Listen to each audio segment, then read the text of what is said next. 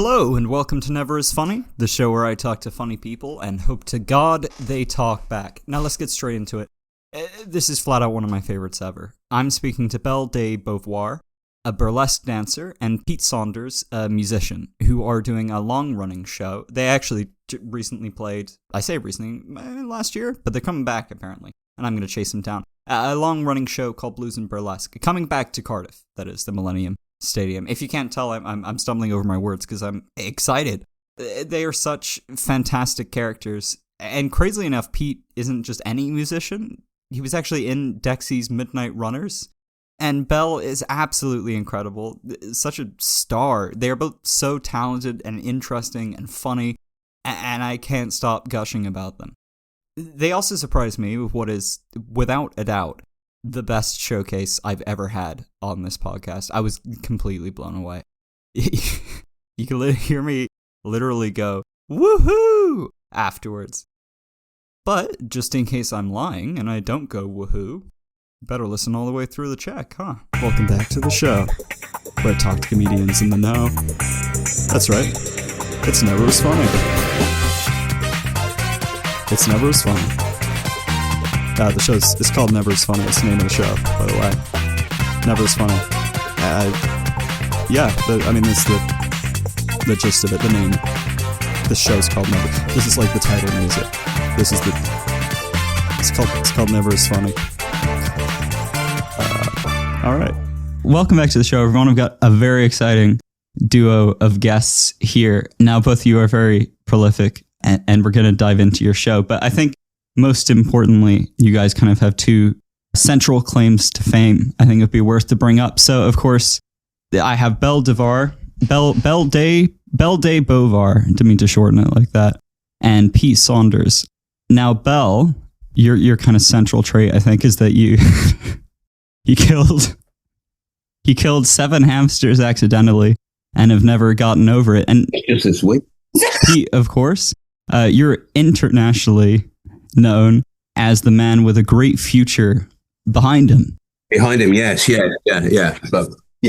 but no hamsters. No hamsters. No hamsters. You got to work on No it. hamster body count. Do you each have some contact for those things? Pete?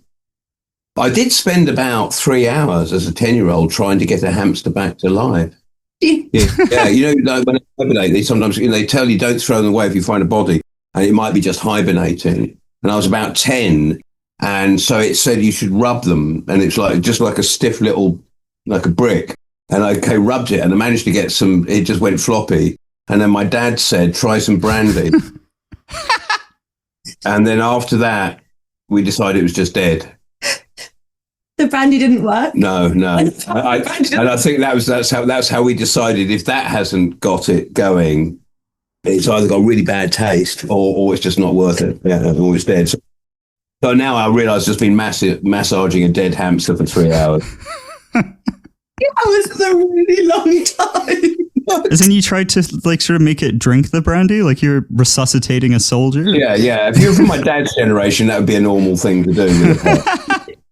A reluctant pet, a child or anything like that, Strangers. Yeah, anything, yeah. Oh, it's a shame you weren't there during Belle's massacre. Yes, I became something of an expert on animal. 3 hours. Yeah. Everyone else has ever said. That's probably my greatest claim to fame. Probably is. Yeah. It wasn't like a massacre though. Like 7 hamsters sounds like it all happened at one time. It wasn't. It was more of like a slow, kind of continuous series of deaths. Oh wow! Like you had a hit list. Yeah, I was only young. I was only 17. I was only like 7, and I had a hamster called Rizzo, named after Grease, because Grease was my favorite ever musical. And I put her in a ball to show to my friends, and I wanted to demonstrate her prowess. So I let her run down the stairs in the ball. Yeah. Or like a Zorb. Yeah, like the hamster Zorb, but down some concrete steps. And I realised with the kind of clatter, did it not work? She didn't seem to like it very much. I thought she was meant for circus, but apparently didn't have the physique for it. So that's how number 1 died. Oh my And God. after that, after that, it was like, you buy the hamster, isn't it? On offer, the on offer hamster. Probably, you don't really know how old they are. And they just kind of kept dying, diarrhea. Really helping sell the show, isn't it? And then the last two ate each other. So that was those. So I kind of stopped after that with the hamsters. And I still carry a lot of guilt about it, that I wasn't able to rescue them. Who gives pets to a child and kind of goes like, have fun? Yeah. Well, the idea is to try and encourage some responsibility for something else, doesn't it? Career obviously shows that I am much more interested in looking for other people than myself. I'm now desperately trying to find, it's entirely my own fault, I'm trying to find a way to segue this. Partly because if it were up to me, this would, well, it is up to me, but I have to avoid the urge to now start kind of asking you guys questions about hamsters for the next hour. But aside from kind of that yin and yang you have of killing and reviving hamsters, you guys both have a show. We do. Now, to kind of introduce it to the listeners, what's the sort of short introductory pitch to what it is? It's music and passion, all of the fashion. Oh, very good. Yes, it's cabaret, it's live music. It's old-fashioned cabaret, like you used to see in movies. Yes. With fun and games and funny bits and then some sexy dancing. Blues and burlesque. And she does something as well. I'm not sure. Yeah, it's called Blues and Burlesque, and so far I tend to do the blues part of that, and she does, but and then we'd have some chat in between. Yes. Yeah, it's comedy cabaret. Yeah, I don't know. What is it, Pete? Just fucking around, really. Can I but you can. Yeah, of course you can. But with a lot of rehearsal. Yeah. So it's our third time doing a show between the two of us, and I mean, let's face it, we started this off. I got offered this spot 3 years ago, right, as me, because I've done things before, and I sort of said to Belle, who I'd worked with in shows, and she'd just been kind of dancing, and I said, do you fancy doing this show with me in Edinburgh? Yeah, it's in holds 120 people, and we'll be there for a month, and we'll probably get about four. We'll probably get about 4 people coming to see us, and it'd be weird, but it'd be an experience for you. You've never been to Edinburgh, and you've never done things like that. So that it came from that, and it turned out we sold out the whole run. Right, that's fantastic. From the first night, we were expecting 4 people, and it was like 120 people every single night. Yeah. So we've accidentally become successful in a limited comedy cabaret way. Yeah. Not in a like paying bills, buying cars type. That's very real. I mean, that's fantastic. I'm not surprised because I watched, you sent Belle a tape of, I think it was a show from last year when you did it. Yeah, I sent Brighton. Oh, right, yeah. And I said, watch this bit because it's my favourite. I sent It's All Good and the gorilla. It was brilliant. I watched through the whole thing, and it just made me really envious that I wasn't able to physically be there. But yeah, I have a lot of questions I want to ask about it, so I got to pace myself. But I'm curious to begin with, I think, the sort of genesis of kind of for each of you, what kind of led you doing this show to get, like, how did you kind of get into this point, each of you? Me and Pete, how did, like, us together? Yeah, it's kind of a broad question, really, I guess. Like, you mentioned, Bella, that Fringe was new to you. Pete, you've done all kinds of work before. I mean, I don't know if you want me to kind of go on a big tangent about it, but you were in a very famous band. And at what point did your kind of trails converge? So me and Pete first met in a converted toilet in Soho. Yes. So I was a burlesque performer and Pete was a piano player. I think that's what he calls it, what he does. And Pete said to me, what song do you want to dance to? And I said, make it up. We'll just make it up. Oh, that's so romantic. I mean, best friends. Actually, for real. Best friend. Pete doesn't like to admit it that we are best friends. Yeah, I'm actually been living at Pete's house for 3 days while we rehearse. We had so much fun playing together. We made a big band burlesque show. And then when Pete asked if I wanted to spend a month in Edinburgh with a man that I barely know and a bunch of accolades, I thought, that sounds like a good way to lose money. Yeah. So we did it. Yeah. So we did it. That's incredible. Also, the playing is incredible. It's annoying that keyboard isn't coming through super well on the call, because that being soundtrack. I mean, that's a brilliant origin story. When you said we met in a bathroom in Soho, I think I responded by going like, yes, which is kind of a wild response, but it's because in the show you mentioned that as an origin story. And so I was curious to find out if that was sort of like an invention for the show you were doing, or if that's true. But the fact that it's true. There's a bar in central London called the Cellar Door. The Cellar Door. And it's an ex-toilet, and I'll be playing there tonight. Oh, wow. So that is actually a true thing. Most of our show is actually true. Yeah, it's variations of truth. And so I used to play there on Friday nights, and we used to have guest burlesque act, and Belle would be pop in, and it was kind of improvised what we would do. So that's when she thought, and then after lockdown, isn't it? You suddenly thought you were getting something together, and you got hold of me. Yes, because needed a band. Right. And it was kind of like, I didn't really know if I'd ever play music again, to be honest, at the time. Right. You know, everything had been shut down for a couple of years. I hadn't done any gigs. There were no venues, no yes, nothing. Of course. I'd retrained as a funeral celebrant. Right. Because I thought that's the future.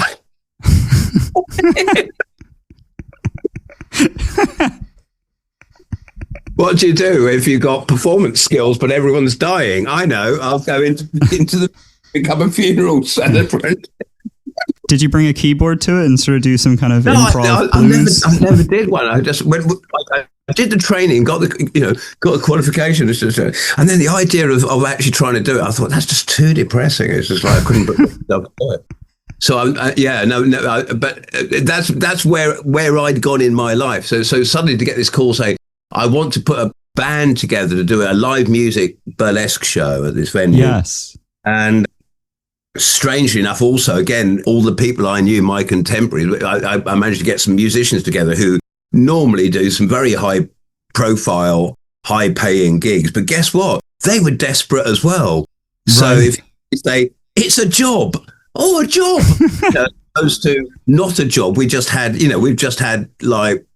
year of looking at trees. Yes. And suddenly, like, the idea, here's a job, and it's some money, and there's going to be girls dancing to it while you do it. And guess what? Yes, we were able to put something together that normally you couldn't have afforded to put together. No way. And and again, it's like at that point we all had more time, and so they turned up early and did extra rehearsal. Oh, wow. And it became a nice little team, and everyone loved each other, and it's great. Partly because Belle brings about a certain like joyous enthusiasm that makes people want to for very little money, and it was great. We kind of like went with him. That's fantastic. To a quote from our show actually at this point is to say one of the things that Belle is much more of an optimist than me less so. For instance, when she looks up at the top here and she can see a glittering disco ball. I see the doll.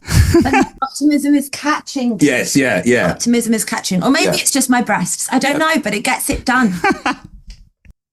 That is fantastic. What was because you said you got the band together and you're working on the show. I mean, it sounds like from the beginning you knew you wanted to do like a burlesque thing with some music and other stuff like that. How did it progress into the show that is now, like the blues and burlesque? This dynamic you have? You tricked me. So I was already a moderately successful burlesque performer. So I was doing that. So the show that we made with the band I was just doing burlesque. I had someone else was hosting and singing. The amazing Ariana Cowles was hosting and singing. And okay. So when we started making this show for Edinburgh, Pete was like, it's called Blues and Burlesque. So I'm like, cool, I'll do the burlesque bit. Pete will do the blues bit. And then he was like, oh, you could just join in on a couple of the songs. Then we're writing script bits, and then suddenly I'm talking on stage and singing on stage, which I trained a long time ago, not that long ago. I'm only 25 in musical theatre. So I kind of ended up somehow singing and doing comedy and hosting. Pete knew really what he was doing, I think, but I didn't realise until the first day of Edinburgh. Oh, right. When they said that the show was sold out, and I was suddenly like, oh, I'm now singing and hosting and doing burlesque, not just being a dancer. Oh, and in front of people. In front of Because you thought it was going to be no one there, because the average audience in Edinburgh is 11. Oh, yeah. And if you think some shows get 400, so there's an awful lot of shows with less than 11. Oh, yeah, absolutely. So, yeah, doing all of that in front of 11 people, it's very different to doing it in front of 120 for a month. So I had a minor breakdown at that point, but a nice one. I don't blame you at all. I mean, that's an incredible... The process of like... So you sort of said it became this thing of like, Belle, that you started doing talking, bits of comedy and the singing. How scripted is it is something I'm curious about. Like, do you have a set kind of, you say this and this and this, or is it quite improvisational? It's kind of a mix of both. Depends what we're doing. So we tend to really tightly script so that the hits are all there. But the thing is, because we've worked together now for so long, and because we know we have short attention spans as well. So once we've done once, we don't want to do it anymore. Yeah.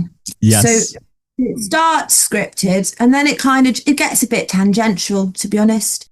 And by the end of the Edinburgh run, the script is never anywhere near.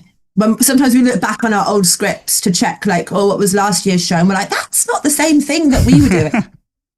That's very good. I'm curious as well about specifically the burlesque part, because, well, I was going to say I don't know much about burlesque, but the truth is I don't know a whole lot about blues either, which is good. It gives me a lot of questions to ask. But from watching like the dancing parts, I was wondering about the choreography and stuff of that. So is that when you're doing these like set dances to the different songs, are these sort of like mostly kind of traditional like moves that you're putting together, or are you inventing lots of things? What's the sort of makeup of the kind of dances you're doing? So burlesque comes from the word ballare, which is Italian. It means to mock, so to satirize. So the kind of burlesque I do in this show is always a little bit tongue-in-cheek. So the choreography is kind of from my own little brain or whatever I feel with the music. I mean, after spending years of improvising with Pete, like I kind of feel, and he reads me so well. Like I remember the first time we did big band, and I was like, it's amazing because you will play with my hip. You'll just know what I'm going to do. Yeah. So it's highly, like, it's choreographed. It then gets loose. We can also just read each other really well. But also because it's comic, like when we do Come on Eileen, the ballet with like big feather fans and beautiful sparkly, there's comic timing in there too, to make sure that I'm landing on a beat and I can do my big wide eyes, and like the moves have to be on a beat to get the laugh. Yes. A mix of dancing and comedy, which is funny. Yeah. That's very interesting. And then Pete, for you, I mean, you kind of showcased it a bit there when a bit earlier you accompanied with keyboard what Belle was saying, which is it's an incredible ability. When you're playing the keyboard to what Belle's doing, is that all kind of very set in stone? Or when you're talking as well, are you kind of following a musical script, or are you improvising with the keyboard? I think it's like I try. I'm not very good at playing things twice. So right. I try things consistently and I don't. Luckily, Belle's kind of used to that and realizes that one night it'll be a bit more like this or like that. And sometimes it might even not have as many choruses as the night before. So, because you kind of get a bit, yes, you're there, in headlights, you're doing it down and sort of, but it's kind of like, so, I mean, I don't really read music. So I don't come from a very, that sort of background. I mean, I've come. Yes. So again, it's like Belle was saying, it's a bit of both. There's basically, we got this song, that song, they've got verses and choruses and stuff like that. But sometimes, yes, it will be faster, sometimes slower, and it's like, sometimes it might be a slightly different rhythm because it just feels that way on the night. That's very good. I'm curious a bit about, like, because as you said, it sort of changes and evolves a bit. Are there particular parts of the show that you both are very like, this is like fantastic, like whether it came from a script originally or you developed it on the night? Are there particular moments that you're both like, this is one of the real peaks of it?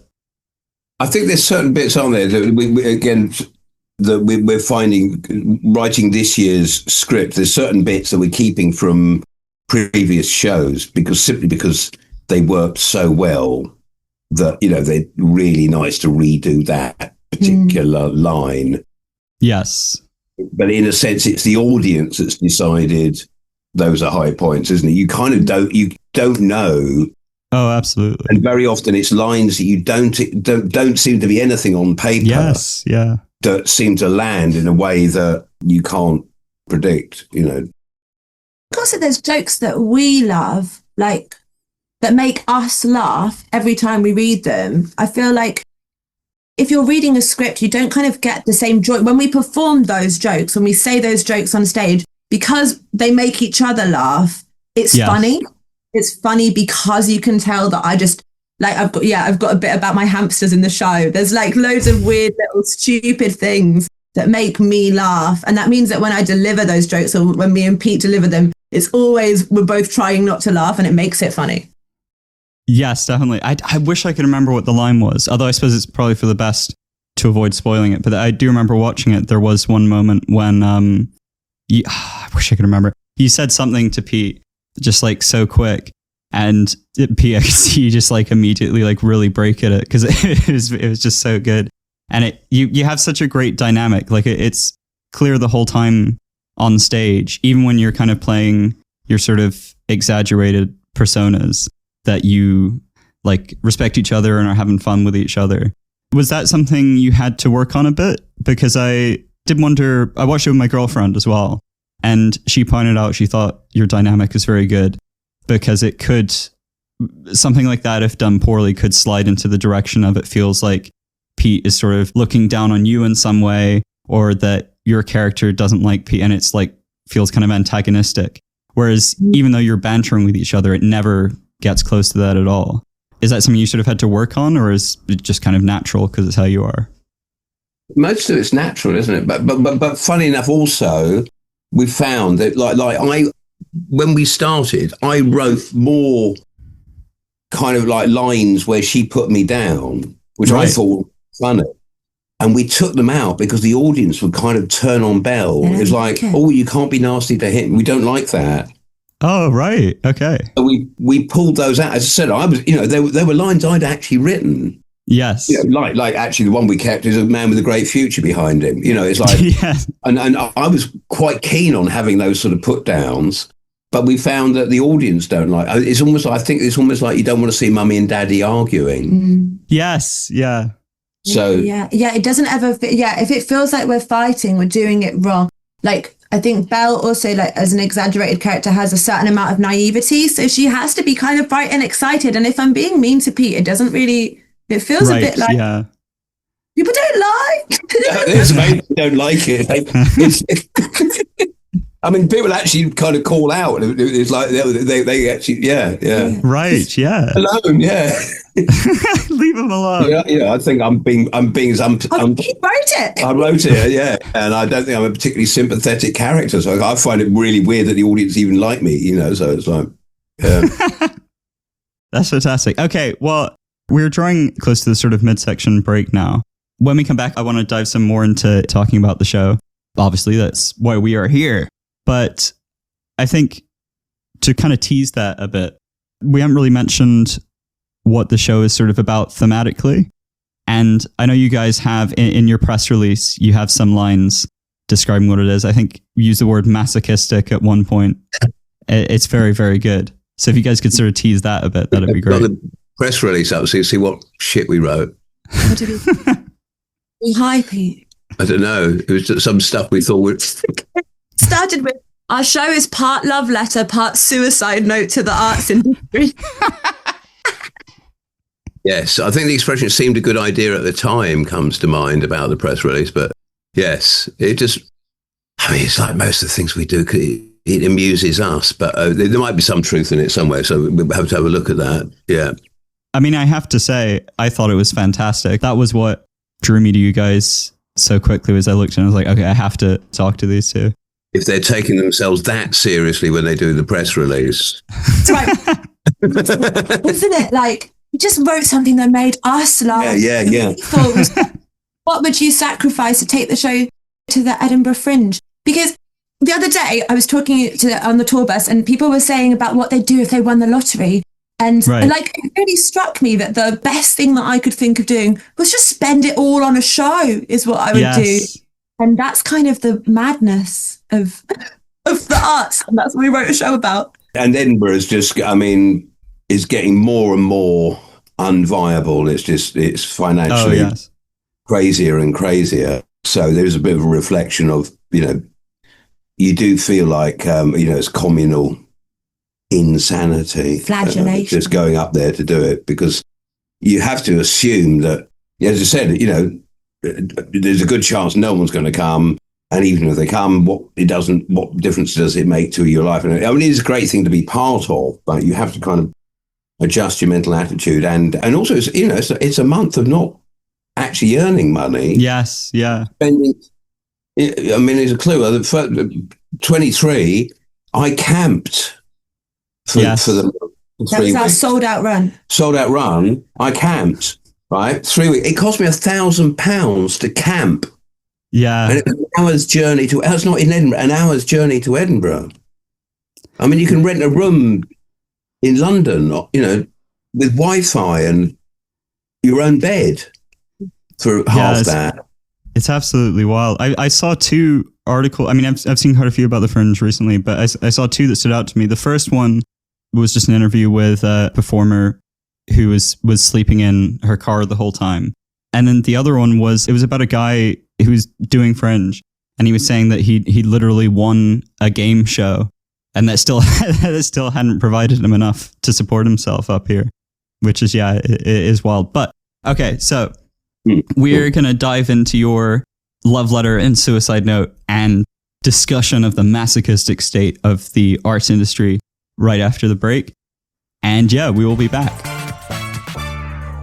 A prophecy from before the beginning of time, in a language unremembered, yet known to all who read it, states that there will come a middle section of a podcast where the host will prove, beyond all doubt, that he is a superior performer to each and every one of his guests. Hi, I'm Patrick. It's nice to meet you. So, Belle de Beauvoir, burlesque dancer, and Pete Saunders, blues singer. I could do either of those. It's not even a piece of cake for me, it's a crumb. And I'd swallow it so fast, it'd go down my trachea and cause me to suffocate. But in my dying moments, I would have won. So easy. Too easy. I'm instead going to blow them out of the water and level this whole thing up. There's an old saying, quantity is always better than quality. So I've reached out to every performer that hasn't blocked me and had them send in a voice note of them singing a bar of a blues song. While that plays, I'm going to perform the most beautiful, thought-provoking, and that's right, goddamn sexy burlesque dance to ever be burlesqued. Thankfully, this is an audio format. If you could see how fabulous this outfit is and how seductively I take it off, well, the French call the orgasm the little death. Let's just say I'd be imprisoned for mass murder. Right, I've got all the voice notes here. Let the show begin. Hey man, no, sorry, look, I can't right now. I have to go watch Family Guy with my nephew. What? That's not... Okay, that's a little annoying, but there's plenty of other ones, so I'll skip to the next one. Hi, unfortunately I'm not available. I have plans to watch Family Guy with my nephew. No way. That's actually insane. I guess nephews are a popular demographic for Family Guy. Okay, annoying, but I suppose a magical little coincidence in its way. Right, next one. Oh, hey, I'm so sorry. I'm not available. Yeah, we've got plans. We've got big plans. We're gonna watch the Family Guy marathon, actually, and then afterwards, we're gonna play the Family Guy video game. It's called Family Guy, the video game. I don't like this. I don't like this at all. Hi, unfortunately, I'm not available. I have a date. Hi. Unfortunately, I'm not available. I have to watch some episodes with my cats. I'm not available. I have plans to watch Family Guy Fridays on my nephew's boat, okay? It's really important. I mean, it was meant to be with my cousin, but Sorry for that. You know, you robbed that bank. You're trying to get between me and my nephew and my family guy. Got some serious prison time. It's like to do with my nephew. It's not. Sorry. I'm sorry. I gotta watch Family Guy with my nephew. On the entire dance of the Sugar Plum Fairy. Didn't know I had one of those. If I say it like that, it sounds like it's really bad. Like, it sounds like he's sick. He's not sick. I'm gonna cave your fucking head in, mate. He's just my nephew. He has a thing for Lois from Family Guy, and like we're gonna watch it together. I have plans to watch Family Guy with my nephew. I know, I'm as confused as you are. But I didn't understand it, and he was like, oh. We're not playing the Family Guy. Watch an episode with me. I'll explain. Watch an episode with me. I'll explain. Watch Family Guy. Watch Family Guy. So, that's the plan. With my nephew. With my nephew. For today. Sorry about that again. Alright. Bye. Hi, I'm not available. I'm going to be milking some cows. They're not mine, obviously. I didn't like that at all. What? I don't understand. I don't. Is this some kind of? Is it a joke?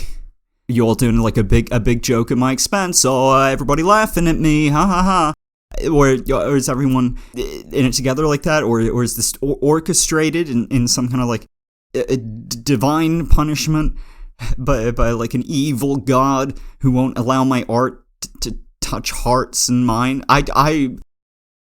Okay, well, so I have someone I haven't been in contact with in a long while, actually. The one person I didn't reach out to for this. Because I have seen her sing once, and it unfortunately resulted in the death of a small dog. But look, sometimes you gotta stop your boat at the last port of call. Alright, okay, I'm gonna give her a ring. I think this is still her number.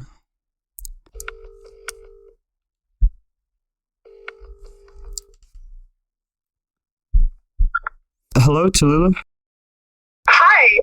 Yeah. Who is this? Oh my god, hi. It's Patrick. Oh shit. Yeah. Sorry, I wasn't gonna pick up. I mean, that's okay. Less of the talk for now.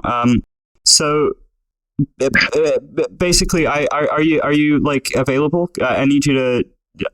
It would be really good if you could help me out with something. I'm sorry. No, I'm not free today. Okay. Well, the fucking God strikes me again. Wait, you're gonna be watching Family Guy with your nephew? Yeah, is that right? Is that you're part of the big joke? Excuse me? I know what you're gonna watch. You're gonna say that you're gonna watch Family Guy with your nephew. I've met your nephew, by the way. I fucking hate him. With my niece. Huh? My niece, Patrick. No, it's not. I met him ages ago. What do you mean your niece? She's my niece, and you know this. Okay, this transition was really hard on her. Oh shit! She really no, wait. Now, with all your fucking bigotry. No, I didn't. I forgot. I didn't. Oh shit! No. You're fucking bigot. No. I'm not a bigot. I thought you were gonna say that you're watching Family Guy with her. I respect. It's the Family Guy watching I have a problem with. I respect your niece. I mean, I still don't like her, but I. Oh shit. Hello? I'm done. Okay. Bye. Oh. Well, I mean that leaves me feeling kind of blue. No, that's not appropriate, is it? Well, the dance I did was really good. Back to the show. Welcome back, everyone. Now, before we dig into the kind of theming of your show, I just wanted to mention a sort of moment that I noted down from watching your one last year, which I just thought this is great. I don't know how funny you guys are going to find it. It was very funny to me. It felt like it sort of encapsulated the vibe you guys bring. But there's a moment where Pete says the line, "I am a beacon of hope." And then there's a pause, and then like a very kind of cockney geezer in the audience shouted out, "Wahey!" Which I thought was one of the funniest things to shout "Wahey" too, but it just fit very well. Like a rubber duck floating, rubber duck of optimism floating on a siege. I can't remember. Discharge sewage. Yeah. Oh, that's beautiful. I do love art. You never quite know what they get. That's the joy of cabaret, right? It's all live, and they're there, and they often feel like that we're actually having a chat. Like I feel the amount of times that people ask me questions about the show, and I'm like, no, it's just in the script. Like, yeah. It is a fantastic energy you guys do such a great job of getting everyone in the room on your level very quickly.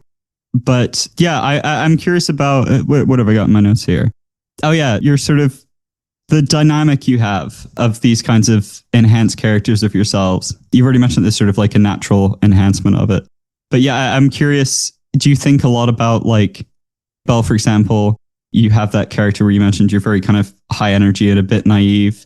And, you also stumble on stage with like a bottle of wine. And Pete, you've got that sort of very gravelly, like somewhat bitter persona.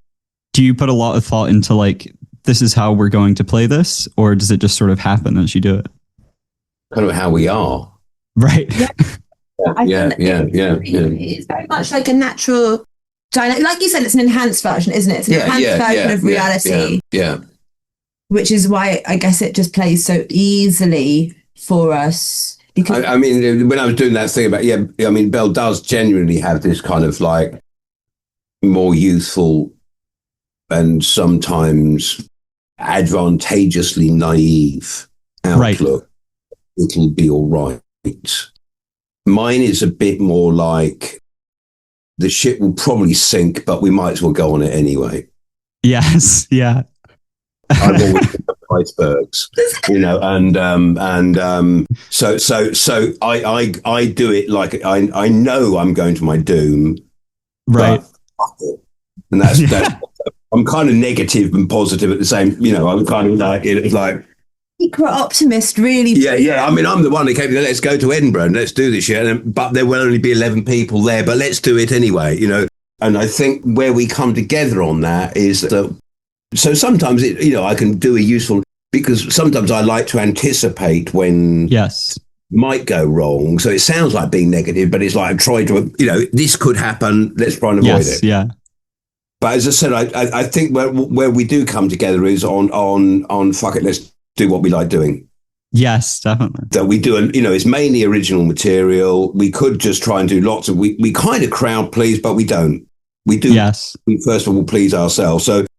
You know what I mean? There's as near as I could call it artistic integrity, that we do it to primarily amuse ourselves and not just go there to try and,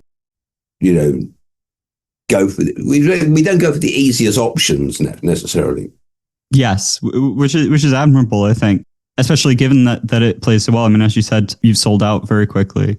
But yeah, speaking of artistic integrity, I'm also curious about, because as we mentioned, you had that sort of tongue-in-cheek theming to the whole piece of, it's sort of negative but positive at the same time, of we love doing this and we love creating art like this, but at the same time, this is such a terrible situation.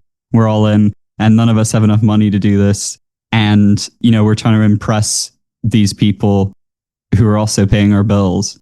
This kind of theming of being about the fringe and arts industry and stuff, is that something that kind of grew out of it? Or when you kind of sat down together to plan the show, was it within mind, we're going to do a show about this?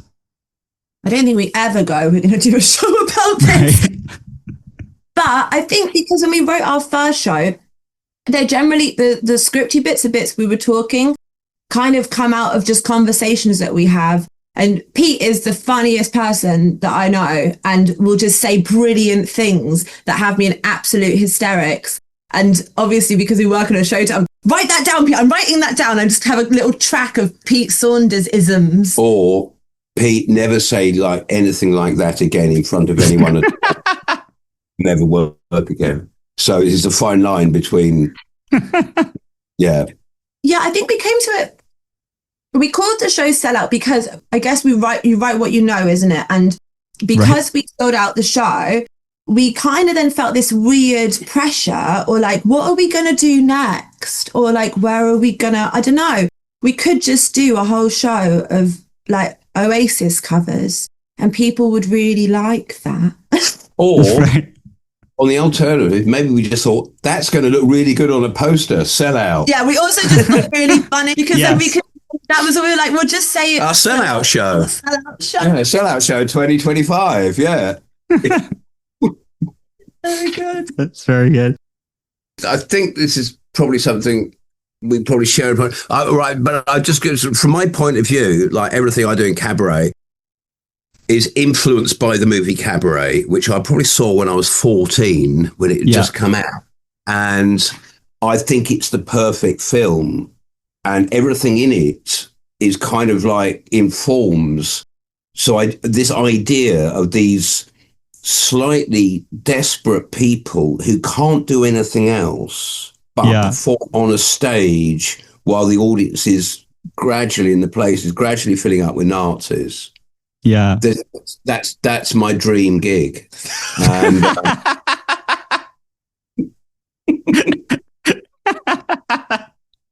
sorry. Anyway, Pete's now the face of reform. No, but I said I you know, there's so much of that movie that I think resonates, and it hasn't, everything about it is every single scene sort of resonates with what's going on now. Oh, 100%. So this sense of this desperate thing, like we're just going to have fun. We know what's going on. We know we might get arrested next week. We know this might happen.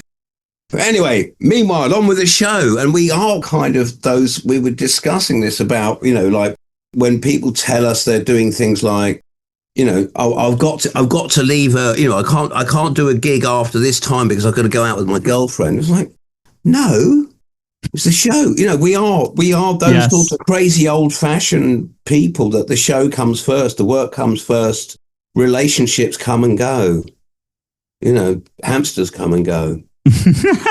Or more often go. It seems like based on history. All, go in the all relationships end.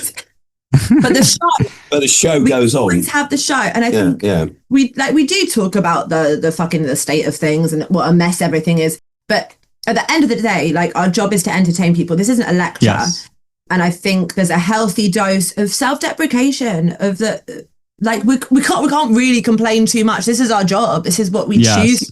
What we love to do is attention seek in a kind of integrity kind of way. Speaking with integrity. That's what they call us in The Guardian.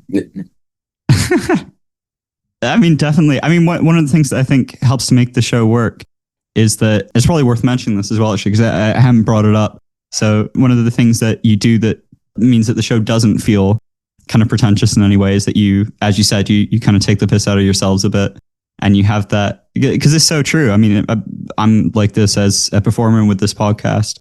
Everyone in this industry is kind of all the time aware that we're all at least a little bit narcissistic with the kinds of things we do, and that it's attention seeking, which, I think definitely adds to it, because it means that you're not just kind of on stage going, oh, this is terrible and you guys are all terrible. Luckily, we're here making art.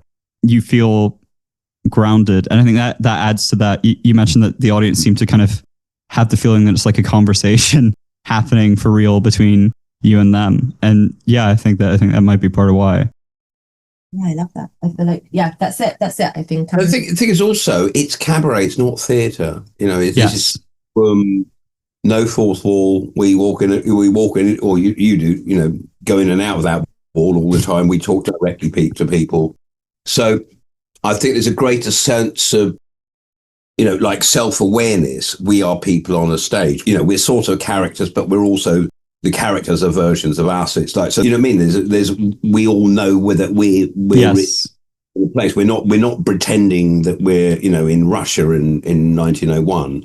Right. And, you know, so there is this, you know, as I said, it's like we're pretending to be this, but we also know what we are, and we are, you know, so I think that's an element of cabaret in itself, is that because you are, you know, people see, people can smell your sweat, and we can smell theirs, you know. Right. Yes.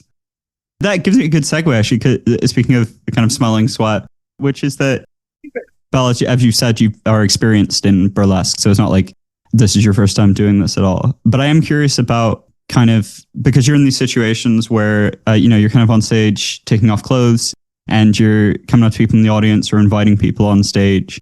How do you kind of keep sort of boundaries in place in terms of whether an audience member is comfortable or whether you're comfortable? Is that something you have to like think about at all as you're doing it? Yeah, I think over like time and experience, I can kind of tell most of the time. It's in a room full of people that are watching your show. You can really tell when you go towards someone, or if they're trying to avoid eye contact or leaning back. I make jokes all the time of like, oh, you're avoiding eye. But if they actually are and they look uncomfortable, then I'm not going anywhere near them. And I do sometimes ask off mic, is it okay if I touch you? Is it all right if I sit on you? But you can tell there's the funny thing is the people being too enthusiastic. Those are the people from. If somebody is like, me here, absolutely not. Right, yeah. There's a couple of little switches that I keep in the songs and in the show that, like, don't touch me. Like, just just to kind of check them that, like, I'm here and I'm having a nice time and this is really fun, but please don't fuck with me. Yes, because I'm proud and I will beat you with it. Yeah, 100%. That makes a lot of sense. So if there's any real trouble, I've got a black belt in origami. So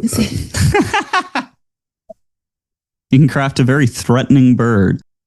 But yeah, the audience interaction, I mean, I presume that type of thing is kind of part of the sort of the cabaret and burlesque in general.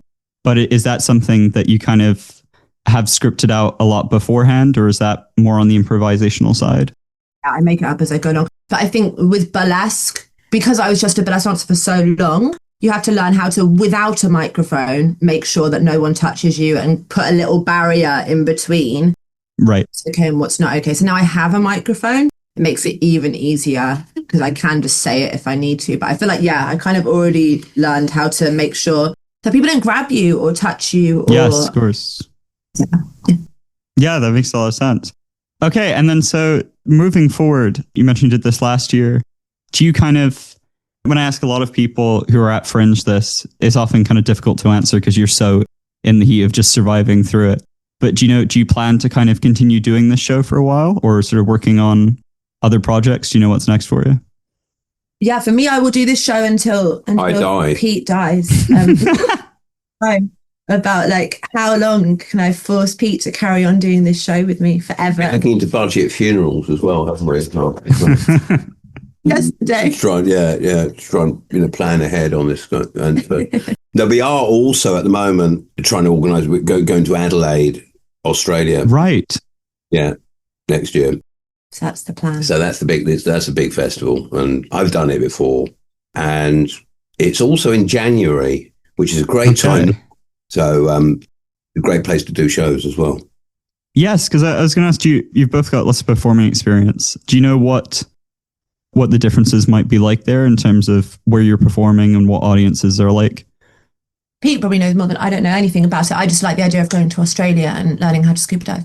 Yes. So a lot of the things in Australia, the references are roughly the same. They know a lot of our TV. We know a lot of their TV.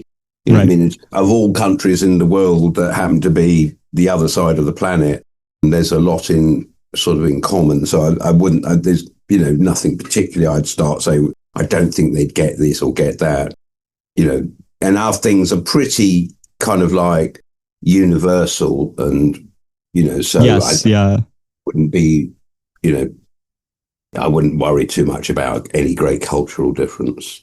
Yeah. Okay, great. And then speaking of your things, around this point in the show is when I like to play kind of a little sample of the guest work. So for you guys, I wonder, is there something specific that you'd like me to share or certain kind of clip from the show or anything like that? The show that you like, Pete. I sent the full video. Oh, right. I don't know. I wouldn't be able to play something now. Judge it, but we were thinking of possibly doing a song now. Oh, that would be fantastic. Well, let's. You said can you hear the piano? Are you hearing that? No. And then if you turn that on while you're doing the song, hopefully that should work. Yes. Yeah. Yeah. Perfect. If you don't feel guilty, were you really having fun? If you remember what you did you really get it done? Did I do that in front of everyone? If you don't feel guilty, did you really have fun? Once again I went out last night. It must have been good, cause I don't feel quite right. The way that you're staring, I must be a sight.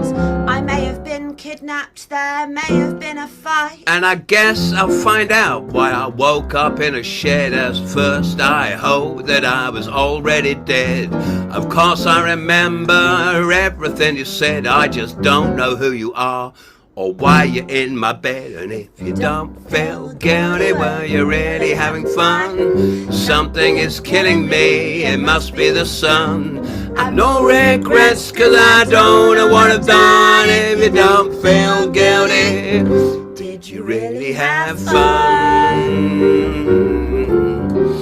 Oh, someone please tell me how I got home. Who all these people are and where is my phone? There's a hair stuck in my teeth and it's a bit of a haze. Can't remember your name or how I got this graze. There's like weird stuff in my pockets, my head is starting to clear. I'm so glad that the toilet is near. It's not a toilet pee. I don't feel good, I guess I need a beer. Oh, you seem very nice, but why are you here? If you don't feel guilty, well, you're really having fun. Something is killing me, it must be the sun. I've no regrets, cause I don't know what I've done. If you don't feel guilty, if you don't feel guilty, I'm doing a short version. Oh, if you don't feel guilty. If you don't feel guilty. Oh, do you want to do the middle bit as well? How long do you want?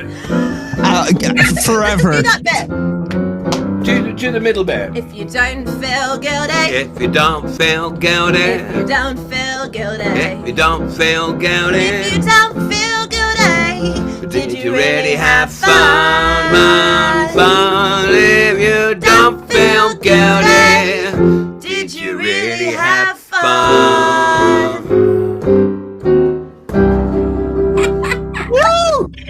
Oh my, holy fuck.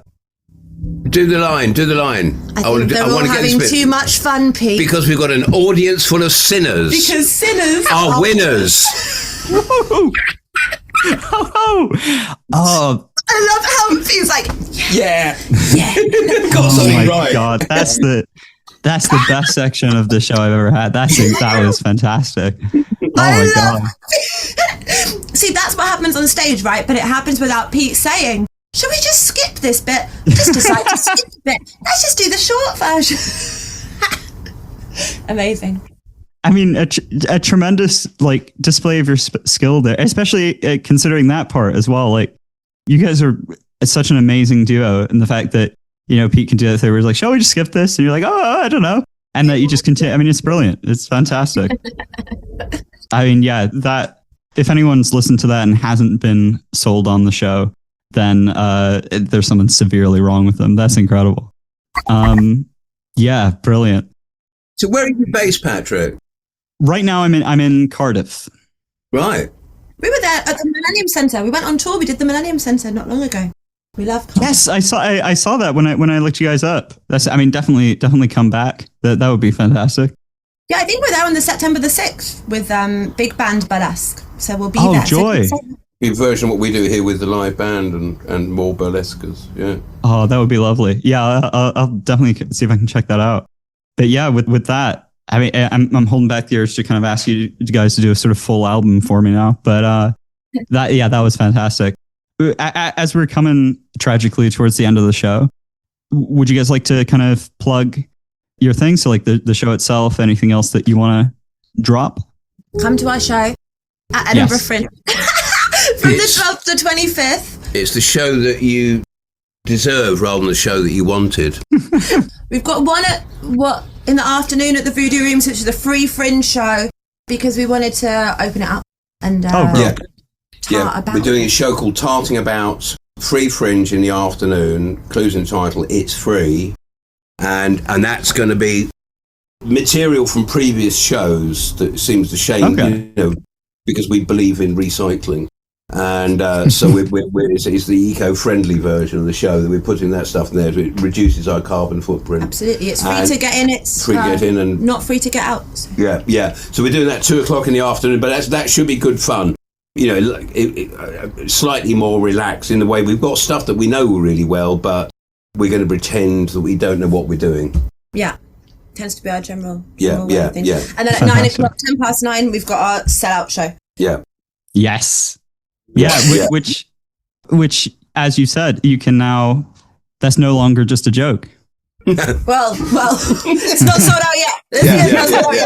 So get tickets. So they'll be set out. Yeah. Absolutely. I'm absolutely floored by that performance. Yeah, fantastic. Is there anything else? Do you have? I'm happy to drop anything you want, kind of in the notes of the show. But I don't know if there's social media type things or anything like that. I'll link them all to you. Blues and Burlesque _UK, and that's where we post everything we're doing, which is we tour all over the place. So. And we've got music on Bandcamp. Oh, we do. We've got an EP. Yeah. Look, we can get stuff on Bandcamp. Look, somebody's just bought. No way. Someone's just bought one just now. Just now, yeah. Oh my God, it's going to be me next. Yeah. So I don't know if Ghost Merrill, who that is, I don't know. But I don't know if there's a link on here. My dad, probably. No. But I'll send it over. We can send you a link, the Bandcamp link. And that's Brilliant. Good because it's better than Spotify because people have to pay for this. So yes, fantastic. Well, as far as I'm concerned, you guys deserve every penny. That was brilliant. Well, yeah, I agree, don't we? Thanks. But thank you very much to both of you. This has been great. Are you guys performing tonight, or when's your next one? We haven't got anything until Fringe now. We're just in rehearsal. Yeah. Boom. Brilliant. Okay, well, yeah, I'd say best of luck with that, but you guys clearly do not need that at all. And normally I'd say we both say goodbye, but Belle, you've ended every email to me with an extremely delightful, I think it was Best Sparkles is what you signed off each time with. Sparkles, yeah. Which is fantastic. So Best Sparkles, everybody. Go and see their show. Best Sparkles to you. Thank you. Cheers, Patrick. Thanks very much. Whoa. That's not the right type of vibe for this type of show. Let's get a little bluesy up in here.